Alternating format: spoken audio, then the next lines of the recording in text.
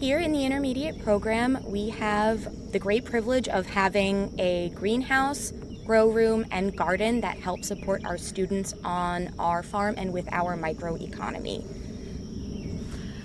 On the farm, we have a variety of different animals. We have 2 goats, 2 geese, and almost 30 chickens at this point.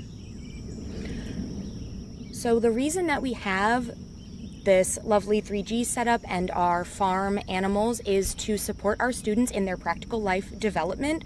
The work of the farm and the work of caring for the plants is part of how we engage students with the work of the head and the hand, which is a core tenet of our Montessori principles that basically says that engaging students in work that engages them mentally and physically is really supportive of their development at this age.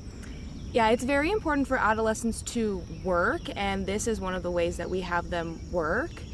On the farm, they clean, they care for the animals, and most importantly, as they move up through 7th, 8th, and 9th grade, they learn how to manage running and keeping up with the farm and the garden.